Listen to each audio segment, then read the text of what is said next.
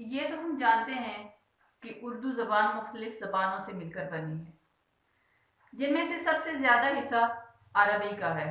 تقریباً 75% عربی سے نکلی ہے۔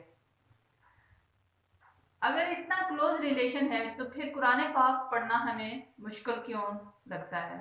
اس کی ایک وجہ یہ ہے کہ جب ہم کوئی دوسری زبان پڑھتے ہیں تو اس کی گرامر اور اصول سمجھ کر پڑھتے ہیں، اور جب ہم قرآن پاک پڑھنا شروع کرتے ہیں تو ایک آیات پڑھتے ہیں اور ساتھ نیچے با محاورہ ترجمہ پڑھتے ہیں، تو جس کی ہمیں سمجھ نہیں آتی تو ہم سمجھتے ہیں کہ یہ تو بہت ہی مشکل ہے۔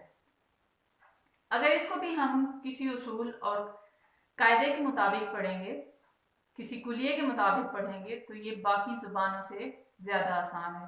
وہ اس لیے کہ یہ اللہ کا کلام ہے اور ہر مسلمان پر فرض ہے، اور اس نے آسان سے آسان بنا کر نازل فرمایا۔ اب ایک چھوٹا سا اصول میں آپ کو بتاتی ہوں، جس کے بعد آپ کو کتنے حروف کا مطلب جو ہے وہ اردو میں سمجھ آ جائے گا۔ جو فعل ہوتا ہے اس کے ساتھ ایک زمانہ پایا جاتا ہے۔ اب ہم لیتے ہیں آتئینہ، یہ مضارع کا زمانہ ہے۔ آتئینہ مطلب ایک الف، تا، یا اور نون، یہ فعل کے شروع میں لگتا ہے، کوئی ایک حروف ان میں سے۔ تو یہ جو ایک حرف لگتا ہے شروع میں، جس فعل کے شروع میں ہو، تو اس کا مطلب ہے کہ وہ زمانہ ہے وہ مضارع کا ہے، اور جب اس کو جمع بنایا جاتا ہے تو آخر میں واو اور نون لگا دیا جاتا ہے۔ تو اگر ہم دیکھیں سورۃ البقرہ اور سورۃ العمران، تو ان کی زیادہ تر آیات ہیں وہ انہی پر ختم ہوتی ہیں۔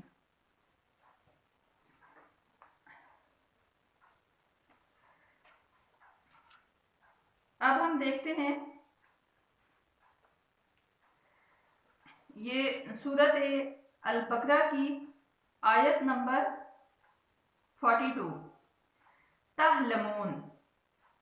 یہ جب شروع ہو رہا ہے، تا سے شروع ہو رہا ہے، وہ کس کا ہے؟ وہ مضارع کا ہے، وہ ہم کاٹ دیں گے، اور آخر میں واو اور نون ہے، تو درمیان میں کیا رہ جائے گا؟ عین، لام اور میم۔ تعلمون میں عین، لام اور میم، اس کو ہم اردو میں کیا پڑھیں گے؟ علم پڑھیں گے۔ تو یہاں پہ یہ ہے جانتے ہیں، تعلمون جانتے ہیں، تو اس کا علم کا مطلب جو ہے وہ تو ہم پہلے سے ہی جانتے ہیں، کیونکہ اردو میں تو یہ کس وجہ سے ہمیں مشکل لگا؟ یہ ساتھ تا کی وجہ سے مشکل لگا، اور آخر میں واو اور نون کی وجہ سے۔ آگے نیکسٹ ہے آیت نمبر 44، تحقلون۔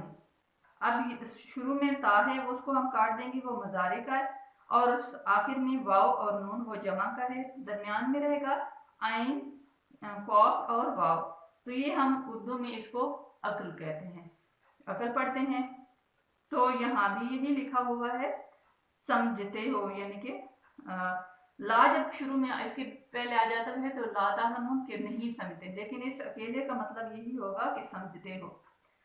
تو یہ وہی چیز ہے جو ہم اردو میں پڑھتے ہیں۔ نیکسٹ اس کے آتے ہیں ینصرون۔ اب یہ شروع میں یا ہے، اس کو ہم کاٹ دیں گے، اور واو اور نون جمع کا ہے، تو پھر کیا رہ جائے گا؟ نون، صاد اور را، نصر۔ یہ عام طور پہ استعمال کرتے ہیں کہ فتح و نصرت۔ پھر نیکسٹ آ جاتا ہے تنظرون، شروع میں تا ہے، اس کو کاٹ دیں گے، اور واو اور نون کو آخر میں کاٹ دیں گے، درمیان میں رہ جائے گا۔ یہ آیت نمبر ہے 50، نون، زوئے اور را۔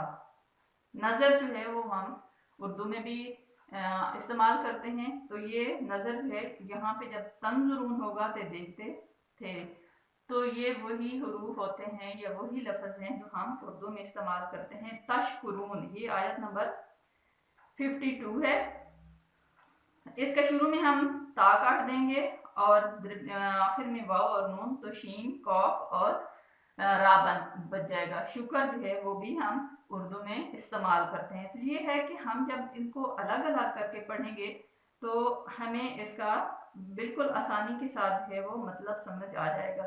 اسی طرح 55 ہے تنظرون، देखते ये भी वही है जो हम पहले पढ़ चुके हैं। यज़लिमून, ये आयत नंबर 57 है। इसका जब हम पीछे से या काटेंगे, आगे से वाव और नून काटेंगे, तो दरमियान में रह जाएगा ज़ाल, भाम और मीम। तो जुल्म जो है वो हम उर्दू में भी इस्तेमाल करते हैं, जुल्म करते। तो ये कितना आसान हो गया। फिर नेक्स्ट आयत है 59, ये है यफ सुकून। अब इसका अगर पीछे से या काटें, आगे से वाव और नून, तो ये फस जो है वो उर्दू में भी हम यही लफ्ज़ है वो इस्तेमाल करते हैं। तो अगर हम कुलिये और उसूल के तहत पढ़ें तो कुरान पाक बहुत ही आसान किताब है।